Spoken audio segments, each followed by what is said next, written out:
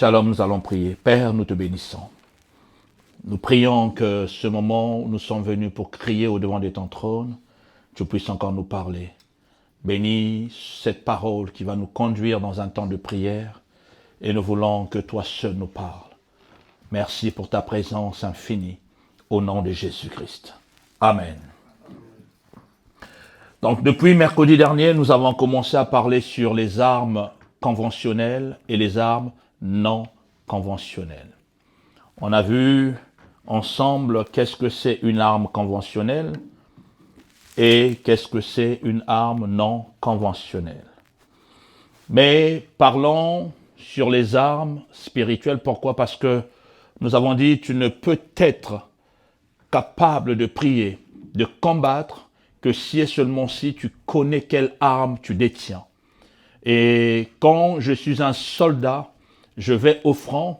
Celui qui remporte, certes, je peux avoir la stratégie, mais si je n'ai pas des bonnes armes, malgré ma volonté, malgré ma détermination, sans les armes, je ne serai pas capable de lutter contre mes adversaires.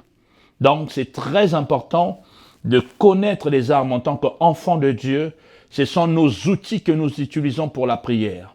Et une prière efficace est une prière que quelqu'un est conscient de qui je suis, de ce que j'ai et avec qui je marche. Et la dernière fois, on a vu la première arme que nous avons parlé, c'est la parole de Dieu.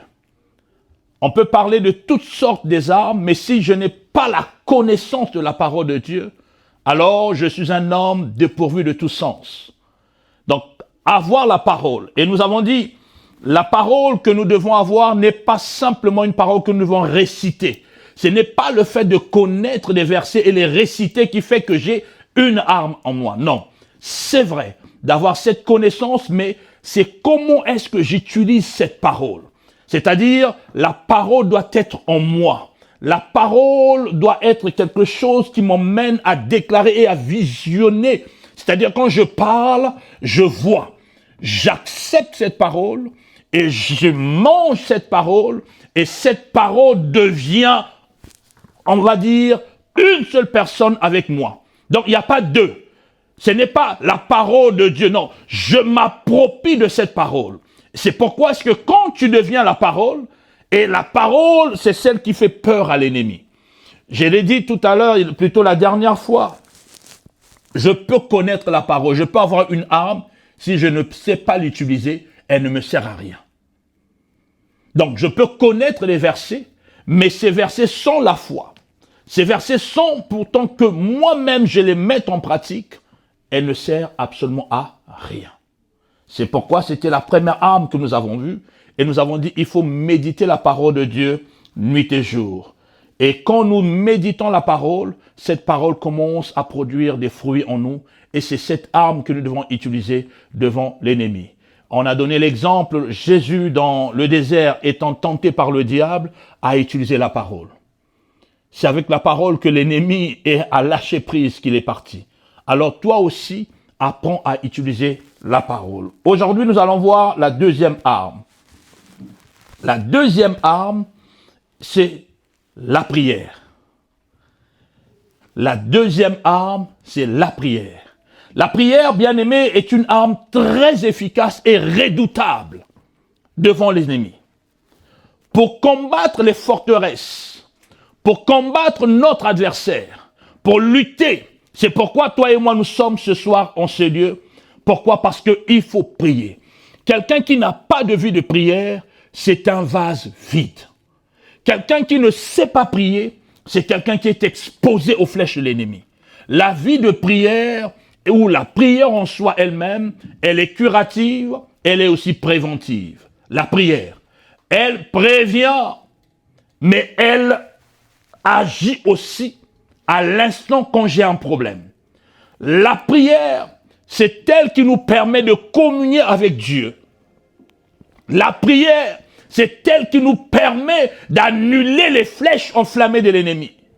La prière, c'est elle qui permet de détruire les fondements. La prière, c'est elle qui permet de détruire même les ennemis invisibles ou visibles. La prière, c'est elle qui permet de pouvoir changer le cours des événements dans nos vies. Même des choses que je ne vois pas, même des choses que je ne comprends pas. Mais quand je suis un homme de prière, quand je suis une femme de prière, je suis capable de déplacer des montagnes. Je suis capable de changer des situations. C'est pourquoi quand on nous dit de prier, tu dois aimer la prière. Un enfant de Dieu doit aimer la prière. Le diable n'aime pas la prière. Et vous allez voir, l'ennemi, qu'est-ce qu'il fait? Il nous emmène dans ce qu'on appelle le spectacle. On n'aime plus la prière profonde. La prière nous permet de détecter le plan de l'ennemi. La prière emmène au visible. Ce qui était invisible devient visible par la prière. La prière permet, bien aimé, quand un lieu est tellement un lieu de prière, le diable a peur de mettre le pied dedans.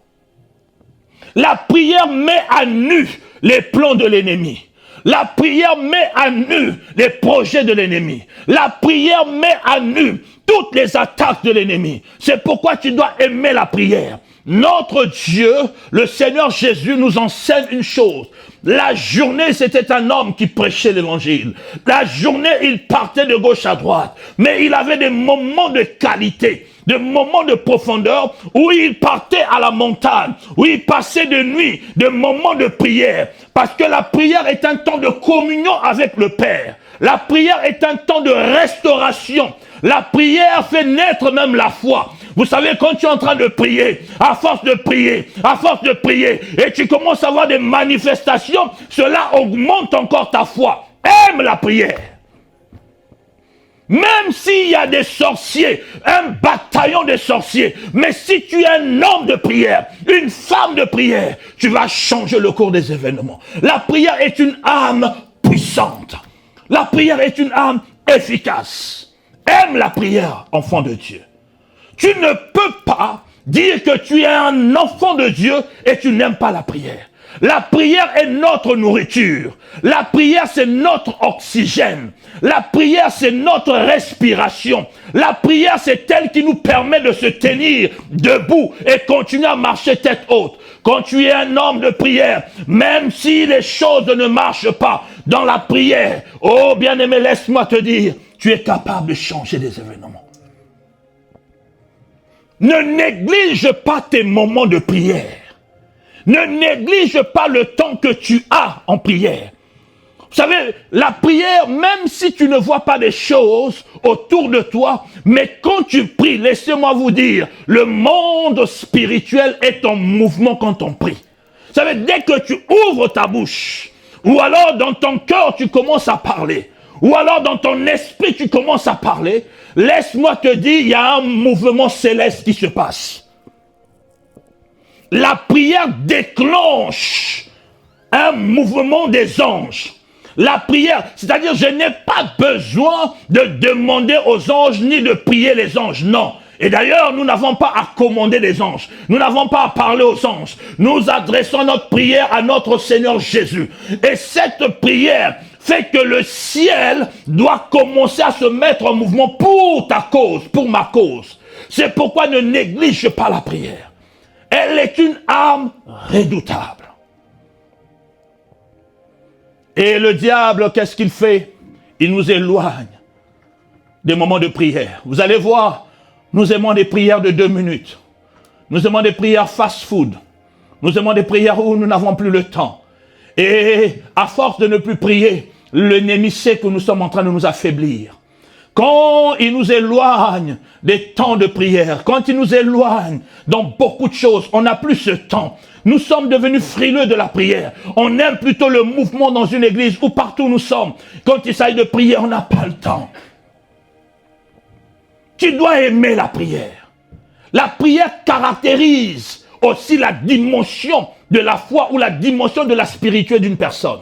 La dimension de la spiritualité d'une personne, elle est aussi par rapport à la profondeur de ta prière. Un homme de prière, vous allez, bien aimé, attention, quand vous priez, là je n'enseigne pas sur la prière, mais je nous montre seulement que c'est une arme. Et voici, ne faites pas les erreurs. Quand on dit prions pour le Saint-Esprit, toi tu es là maintenant à dire je chasse les démons. Vous savez, ça c'est quelqu'un qui ne sait pas prier. Prions pour le sang de Jésus. Toi tu es là, oh Adonai, je t'adore. Non! C'est là qu'il faut qu'on nous enseigne ou que tu sois enseigné sur la prière. La prière est une clé qui ouvre les cieux. La prière est une clé qui ferme aussi le ciel. C'est pourquoi Jésus dira à Pierre, je te donne la clé. Ou non, je te donne les clés. La prière est une clé qui ouvre le ciel, elle est aussi une clé qui ferme le ciel. Pourquoi? Parce que par ma prière, je peux décider qu'il ne se fasse pas telle ou telle chose. La chose n'arrivera pas. Comme par ma prière, que telle ou telle chose arrive. La chose arrive. C'est la prière de la foi. C'est une clé. Je veux par là t'encourager pourquoi nous sommes dans des moments pareils. Je vais prendre encore 5-10 minutes où je vais parler sur une autre clé, plutôt une autre arme, et nous allons prier. La troisième arme que j'aimerais que tu utilises quand tu pries ou dans ta marche chrétienne, c'est la croix de Jésus. J'aime bien Colossiens chapitre 2, au verset 15. La Bible nous parle.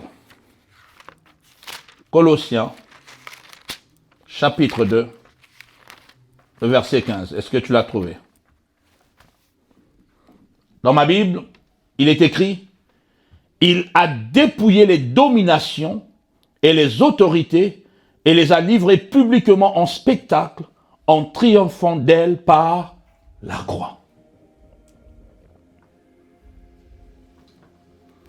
À la croix, bien-aimé, tout est accompli. C'est à la croix qu'il y a eu échange. C'est-à-dire, ma pauvreté a été échangée avec la richesse. C'est à la croix que ma nudité a été changée, que j'ai été revêtu. C'est à la croix que j'ai été restauré. C'est à la croix que j'ai retrouvé ma place dans le royaume. C'est à la croix que j'ai retrouvé ma position dans le royaume. À la croix, Jésus a dépouillé mes ennemis. Vous devez comprendre le pourquoi de la croix. La croix est une victoire. Et quand j'ai la croix, pourquoi la croix, bien-aimé? Le symbolisme de la croix. Si je prends la croix, c'est un plus et nous avons le trait en haut. Mais quand je tiens la croix par le haut, je tourne la croix et devient une épée. La croix est une épée. La croix est une victoire pour nous. La croix, c'est le lieu où nous avons cloué l'ennemi. Non, en réalité, ce n'est pas là où on nous a cloués, non. C'est là où il y a eu le rachat. La croix est une victoire pour nous.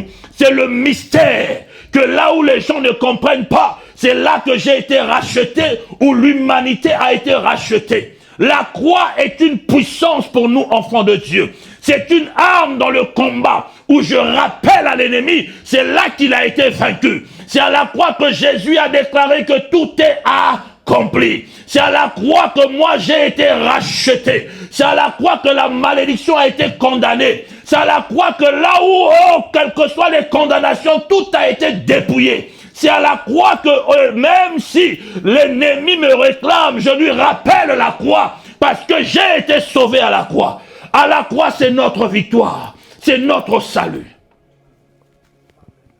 Dieu te donne la croix pour que tu combattes l'ennemi. Et le diable n'aime pas. Ce n'est pas la croix physique. Ce n'est pas parce que je porte une médaille avec la croix que cette croix va faire peur à l'ennemi. Non. Mais la croix est dans la dimension de la foi. La croix est dans la dimension de la foi. C'est-à-dire, je reconnais l'œuvre que Christ a accomplie à la croix. Et quand je prie, je réalise que non, il m'a sauvé. Parce que à la croix, son sang avait coulé. À la croix, il a payé, il a pris ma place. À la croix, il a pris la place de la condamnation. Il a pris la place du péché. Il a pris la place de la malédiction. Il a pris la place. Et c'est pourquoi je suis un homme sauvé. N'accepte pas la condamnation dans ta vie. N'est-ce pas qu'il est écrit, il n'y a plus de condamnation pour ceux qui sont en Christ. À cause de l'œuvre de la croix, il a pris ma place. Il a payé le sacrifice. La croix est une victoire. Quand tu pries, tu dois prier positivement, en comprenant l'importance de la parole. Jésus nous a donné la victoire. Jésus nous a donné la croix. Et avec la croix, je peux tailler mes ennemis. Avec la croix, je peux changer le cours des choses. J'ai la victoire. Oh, à Golgotha, j'ai été sauvé. C'est pourquoi quand j'ai des problèmes, je ramène mes problèmes au bas de la croix. Au pied de la croix, je peux déposer mes fardeaux. Au pied de la croix, je peux déposer mon incapacité. Parce qu'à la croix, j'ai remporté la victoire en Christ Jésus. Tu as la victoire devant l'ennemi. Quelle que soit la situation que tu traverses, utilise cette arme dans le combat. Et le diable n'aime pas quelqu'un plutôt qui lui rappelle les réalités, les vérités de la parole. Vous savez, l'ennemi, quand il vient, il te terrasse, il veut te faire peur. Rappelle-lui quelle est sa place. Tu as été cloué à la croix, tu as été condamné. Moi, j'ai été libéré à la croix. Toi, tu as été condamné, moi, j'ai été libéré à la croix. Ce n'est pas le contraire qui s'est passé. Il a cru qu'il avait remporté la victoire, mais en réalité, c'était son échec total. Tu as la victoire par la croix de Jésus de Nazareth. Tu dois brandir cette arme quand tu pries. Tu dois terrasser tes ennemis avec la croix de Jésus. La croix, tu dois la confesser. Tu dois être fier. J'ai la croix, c'est pourquoi Jésus a dit portez la croix. Je dois prendre la croix pour nous. C'est notre arme. C'est une arme efficace que l'ennemi n'aime pas. Mais quand tu comprends, ce n'est pas simplement que je brandis la croix, non, je comprends qu'est-ce qui s'est passé à la croix. Il s'est passé un mystère à la croix. C'est pourquoi j'aimerais que tu pries avec moi. Il me reste 7 minutes encore, à 40 on prie. Je vais profiter juste de parler de la 4e arme parce qu'elles vont ensemble, la croix et le sang de Jésus. La Bible dit c'est avec le sang qu'il a effacé l'ordonnance dont les actes nous condamnaient. Et la Bible ajoute que nous avons vaincu à cause du sang de l'agneau, à cause de la parole de notre témoignage.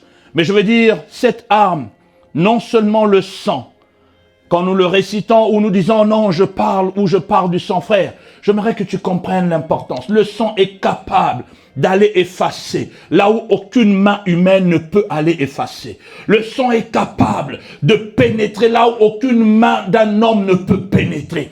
Le sang de Jésus, le diable ne peut pas le supporter. C'est pourquoi quand tu pries, bois le sang, même si cela paraît insensé pour certaines personnes. En réalité, le sang de Jésus, cette arme efficace qui est capable de restaurer. Quand il dit c'est par ces maîtrissures que nous sommes guéris, c'est à cause du sang. Le sang de Jésus, c'est le sang du rachat. C'est le sang de la victoire. Quand tu marches dans le sang de l'agneau, rien ne peut plus te condamner. Ni le sang de ton père, ni le sang de ta mère. La Bible déclare à ceux qui l'ont reçu, à ceux qui croient en son nom, il a donné le pouvoir de devenir enfants de Dieu. Et par le sang de l'agneau, nous sommes devenus enfants de Dieu. Par le sang de Jésus, tu peux effacer la malédiction qui te condamnait. Par le sang de Jésus, tu peux effacer les paroles qui te condamnaient. Il n'y a que le sang de l'agneau, pas le sang d'un homme, pas le sang d'un animal, mais le sang de Jésus. Le diable n'aime pas le sang, parce qu'il y a la vie dans le sang. Et c'est dans le sang de Jésus que nous avons la vie. Quand tu pries, reconnais que tu as été racheté par un prix formidable, le sang de Jésus. C'est le sang de la divinité. Le sang de l'agneau est puissant pour chasser les démons. Le sang de l'agneau est puissant pour pouvoir guérir les malades. Le sang de l'agneau est puissant de restaurer toutes choses. Le sang de Jésus, bien-aimé, quand tu brandis le sang devant l'ennemi, le diable recule. Aucun démon ne peut marcher sur le sang de Jésus. Aucun démon ne peut toucher le sang de l'agneau. Le sang de Jésus est tellement pur que l'ennemi ne peut pas. quand on lui présente le sang, il doit reculer. Il ne peut pas s'approcher du sang. C'est pourquoi la Bible déclare, ô enfants d'Israël, ce soir vous allez sortir de l'Égypte, mais moi je vais passer pour détruire le premier-né des Égyptiens. Mettez sur les linteaux des portes le sang. C'est une puissance qui protège. C'est une puissance qui protège. Bien aimé, quand tu es en train de prier, couvre-toi du sang de l'agneau. Oh, rentre dans le sang de Jésus. Bois le sang de l'agneau. Le sang de Jésus te protège. Le sang de Jésus détruit les autels. Le sang de Jésus détruit les maladies. Le sang de Jésus restaure toutes choses. C'est pourquoi je te conseille, quand tu pries, tu dois invoquer le sang de l'agneau. Quand tu pries, bien-aimé, le sang ouvre le couloir spirituel pour t'emmener dans le royaume de Dieu. Quand tu es en train de prier, même si les démons étaient au-dessus, le sang est une force, une puissance qui ouvre un canal pour pouvoir percer le ciel. Aime invoquer le sang. Dans ta maison, invoque le sang. Les démons ne peuvent pas descendre. Une maison inondée du sang de l'agneau, les démons ne peuvent pas descendre. C'est pourquoi quand tu pries, marche avec le sang, bois le sang, place le sang partout, tapisse le sang dans ta maison, mets le sang sur les linteaux des portes de ta vie, de ton cœur, de ta bouche, de tes yeux, que le sang te purifie. C'est le sang qui nous sanctifie. Le sang est capable. Je veux nous encourager à comprendre pourquoi est-ce que nous prions. Quand tu pries, le sang, c'est une arme qui détruit l'ennemi. Alors nous allons utiliser la croix et le sang. Tu vas te lever ce soir et nous allons prier le Seigneur. La première des choses, tu vas demander au sang de l'agneau de te sanctifier. Là où il y avait une condamnation sur ta vie, là où il y avait une malédiction qui te condamnait, là où il y avait un péché qui te condamnait, là où il y avait quelque chose qui t'accusait, le sang est capable d'effacer l'accusation. Le sang est capable de nettoyer. On va prier d'abord pour nous-mêmes. Tu vas prier que le sang de Jésus aille justifier ta vie. Le sang de Jésus aille nettoyer ta vie. Le sang de Jésus aille sanctifier ta vie. Que tu sois lavé, que tu sois purifié. Aucun péché ne puisse te condamner. Aucun péché ne puisse te condamner ce soir. Élève la voix et invoque le sang de l'agneau dans ta vie. Que le sang de l'agneau descende. Que le sang de l'agneau justifie nos vies. Oh, je viens invoquer le sang. Que le sang descende dans mon âme. Que le sang descende dans mon corps. Que le sang sanctifie mon être entier. Là où il y avait le péché, là où il y avait la condamnation, moi je viens invoquer le sang. Le sang de Jésus est capable de sanctifier mon âme. Le sang de Jésus est capable de sanctifier mon être. Le sang de Jésus est capable d'effacer la malédiction qui me condamnait. J'élève ma voix et j'invoque le sang. Que le sang de Jésus inonde mon être et des maladies invisibles qui étaient cachées en moi. Que ce soir le sang descende. J'appelle le sang dans ma vie. Je place le